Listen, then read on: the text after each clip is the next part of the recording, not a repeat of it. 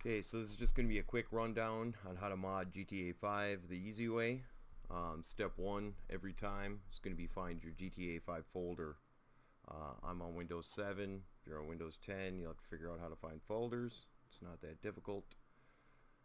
If you have the Steam version, you're going to want to go to your C drive or wherever you have Steam program files, Steam apps, common, and boom, this is where you would find Grand Theft Auto 5.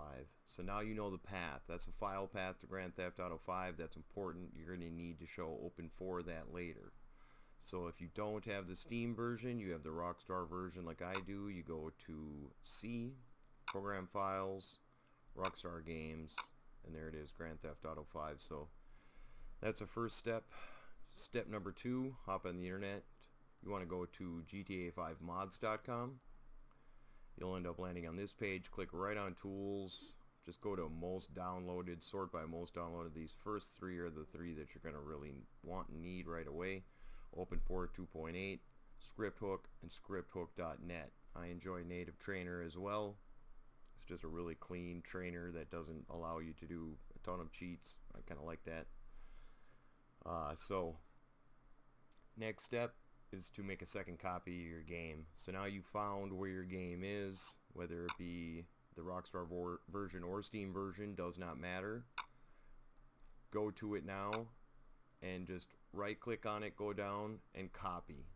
You're going to end up copying it in the same file path. That's okay. When it prints out and it's done, it will have a folder that will be added here that will say Grand Theft Auto V, and it will have copy in parentheses next to it.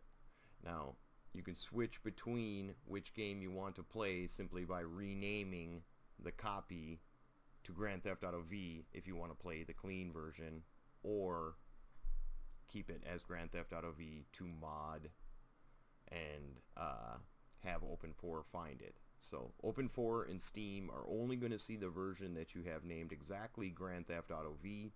If you add anything to the end of it, it will not see it, so that version is safe and will remain untouched. So that's how you can easily switch between multiplayer and single player, modded and unmodded versions of your game. So now that we know that we got 2 copies of our game and we're able to switch between the 2, we go ahead and hop on GTAV mods.com and download Open4. That's going to be the first thing you need. When you download it, it's going to open up and it's going to ask you to find the path of GTA 5. You already know that. You quickly show it where to find GTA 5. It will go green and go to this. If you get this far, it works. It knows where GTA 5 is. It knows what it's altering. So next thing we're going to do is install Visual V. It's one of the easiest mods to install, as it's got a OV package installer, OIV package installer. So you just go to Visual or 5mods.com, search for your Visual V, download that. And when you get that, you're going to have a few different versions. There's going to be installation files, installation via mod package, optionals, and original files. We're going to go right to installation via mod package. You're going to be left with a visualv.oiv. Anytime you see that .oiv file format in a mod that you download, it's super easy to install. All you got to do is download the OIV mod like Visual V we have here, and I'll just drag it onto my desktop because why not? We'll make it super easy. So anywhere you want to put it, or you need to tell Open4 where to find it, you go ahead and click this button right here with the 3 colors. Navigate to where you placed the OIV file. Click open. Package installer is going to come up. You just tell it to install. And now you get to pick between mods or game folder. Since we made 2 copies of our game, it's unnecessary to use a mods folder. A mods folder, what it does is copy over any parent file that you want to alter. So if you want to add a car to x64e.rpf, which is right here, you need to first copy that over into the mods folder and then alter it there. So you can quickly end up with double your game anyway. So for me, it's just easier to have a second copy of the game. It's something I've done for years and years. It's the way I've always modded. But if you want to use a mods folder, you can do that just as easily. Almost nothing changes in the directions. I'm going to choose game folder. Go ahead and let it install.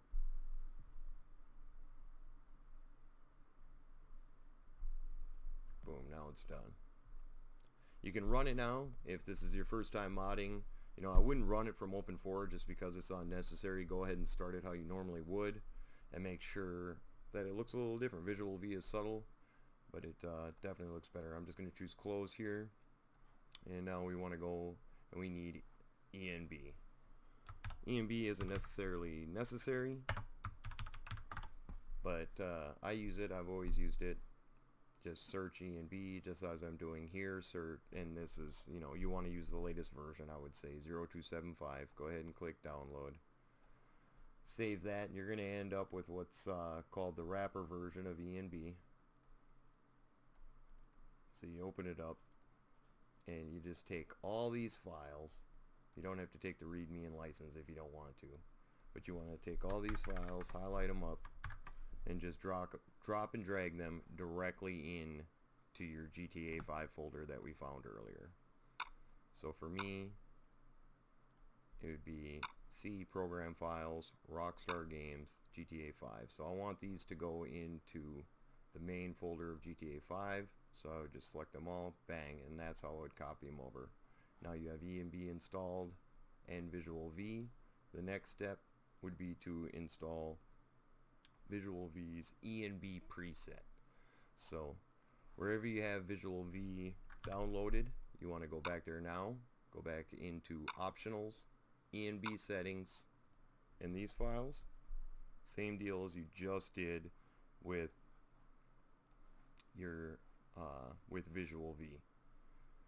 Now you're going to drag these files into your main Grand Theft Auto folder.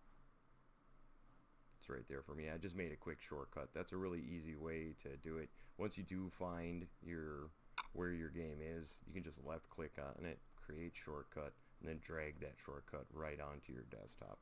So next time when you need to go to Grand Theft Auto 5, bang, you just bring it up right like that. And I need to throw these into my main folder. You're going to overwrite some shit when you put that over.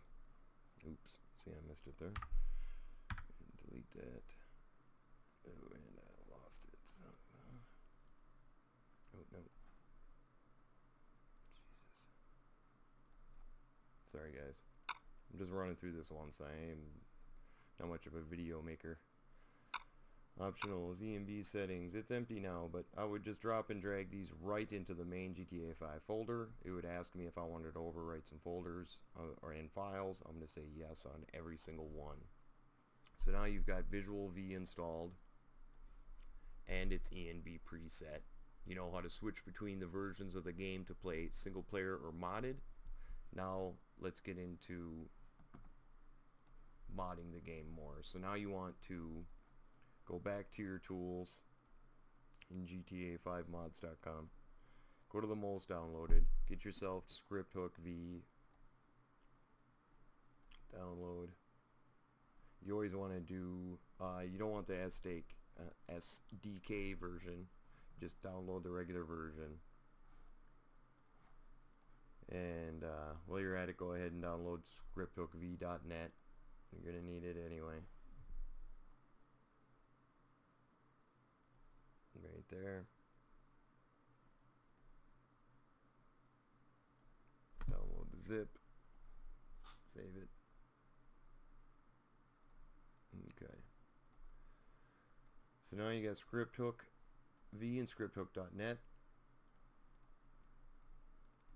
And it installs just like the ENB and the optional ENB preset. So you just open up the bin and you've got an ASI, a DLL, and a DLL. Go ahead and highlight them all. Drag it right into your Grand Theft Auto V folder. That installs both Scripthook and the trainer that you'll need to spawn in cars, change the weather, the time, whatever you want to do. There are other trainers. .asi files are mods that are always going to be in your main GTA 5 folder. So there's kind of two things associated with scripts and script hook. That's ASIs and scripts. So ASIs go into your main folder, but also you need to have a folder in your GTA 5 folder for scripts. So we'll just create that by going into your GTA 5 folder, right click anywhere, go to new, go to folder, and scripts all lowercase. Boom, now you have a scripts folder. So this is where you will place any scripts that you download. We'll go over that a bit later. In order to facilitate other types of scripts, you're going to need scripthookv.net, the other thing that we downloaded.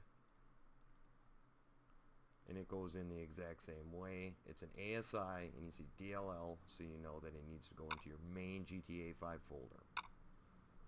So you just bang, bang, bang, highlight them all, drag it into your folder.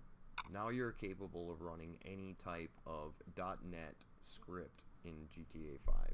There are other scripts. There's LUA scripts. They're pretty uncommon these days. I'm not going to go over it.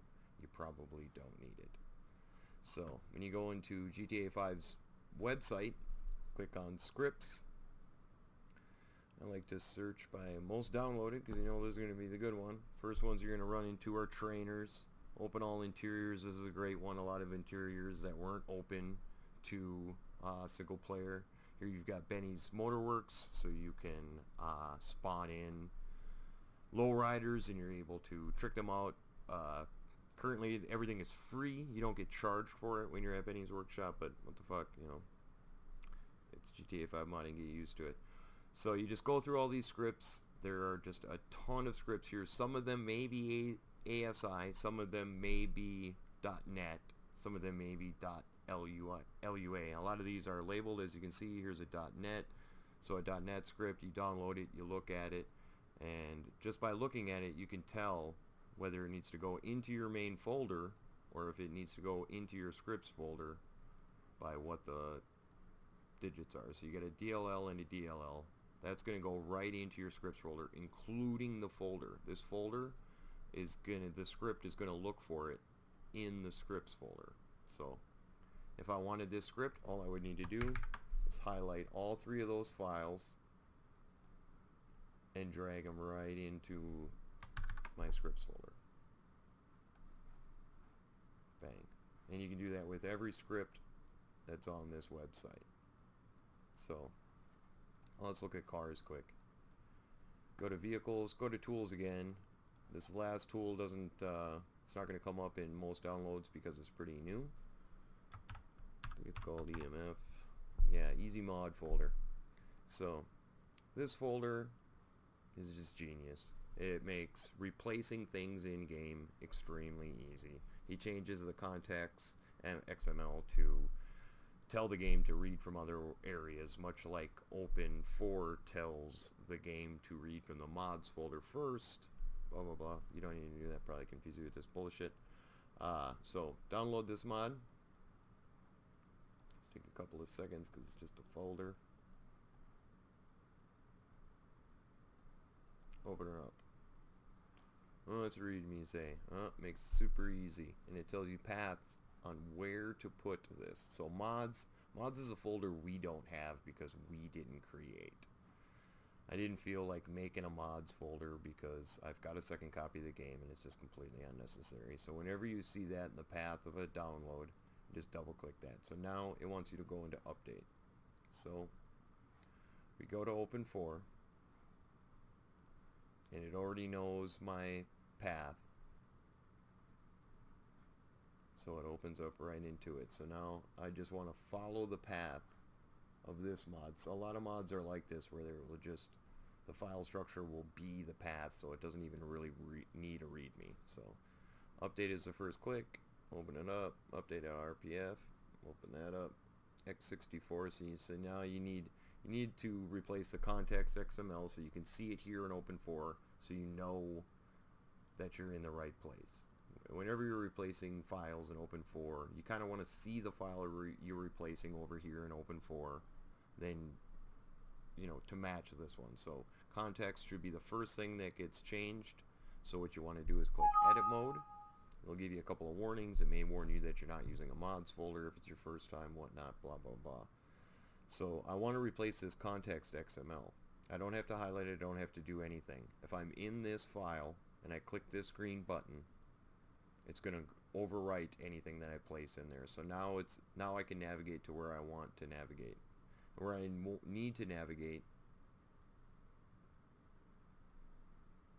is where I place this mod. So you download the mod, you take it, drag it to your desktop, drag it to your mods folder, whatever you use. But I like to use my desktop, and then I just clean it up afterwards. So that's where I can find it. So desktop, I'm looking for update, because that's what's up here. I'm looking for update down here. Update, there it is. Update.rpf, update.rpf. So there's the context. So I'm in Open4 here on this window, and I need to replace that context XML right there. There it's highlighted. Open, boom, it's replaced now. Okay, so now I need to go into x64, which is right here. Double click x64, mods it once again. So that doesn't exist here, but context XML is going to make that exist here. So what you can do is drag that mods folder right from where you have it into your GTA 5. Bam, there it is. All of a sudden now, vehicles, vehicle mods, weapons, and peds and ped props, all right there for the taking. I did it download like that. No, it should be like this. There it goes. Sorry.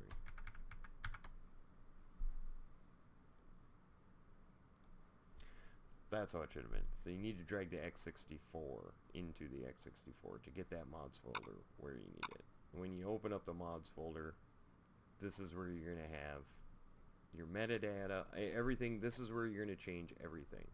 So now any car you download, let's find a good car, it's going to have 3 or 4 files in it. We want to replace. So we can find that. They've got add-on but not replace, apparently. That's genius. Okay.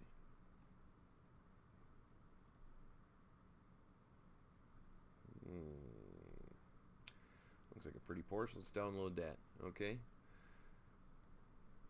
Save it.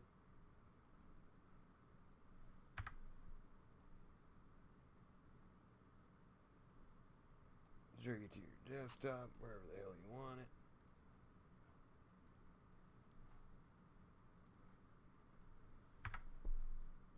Okay, so there's the car we just downloaded. There's an add-on, and I'm going to assume that that means replace. Looks like Mandarin, but okay. So here are your game files, or your car files, I'm sorry. These are the models, okay? So Open4 has a handy little function. You hit Control F3, brings up a search. I like to go and just right click on it, go to rename. You can just hit Control C to copy it real quick. Go in here, Control V, paste it real quick, search for that. I want Open4 to find exactly where this car file is within GTA 5. It found 2 locations. One is a legacy location, this lower one here, that is no longer used, but is still there and taking up room on your hard drive because Rockstar fucking sucks. But this is where the car really is. So if I double click on this, it brings me right to the path where that is. And you can check that by clicking on the YTF, double clicking on it in Open4, and you'll get a the 3D model for you, so you know what is there. Okay, and I want to replace it with this Porsche that we just found. So normally I would hit this plus sign and navigate to where that car is, which is right here. So now I found the 4 sites, and so I'll go and I'll highlight those and clip open. Now if I double click on that YTF, it's not going to look like it did. It's going to look like I just modded it. So there's the new Porsche. Looks fucking badass. This is a really good model. Your mouse wheel will scroll, zoom in and out. You can also check if it has LODs here by clicking here where my mouse is. This one does not. Probably has the same model for L0, 1, 2, and 3, so it's going to be a major drain on the GPU, but whatever. So that was the old way on how to install cars. Now this new way doesn't even, I'm not sure if it even needs Open4. I suppose it would, because you need to go where the mods folder is, which is in update RPF x64. So now if I want to add that car, I can just go here to this mods folder. It's going to be the same every time, every car, no matter what. If it's a replace car and you download it, this is where you place the car files, the loose car files. Open GTA 5, update RPF x64 mods. You open up the mods, there's a vehicles.rpf. You just open that up and you see he's got an adder in there. This is just a, shoehorn because he needed something in there.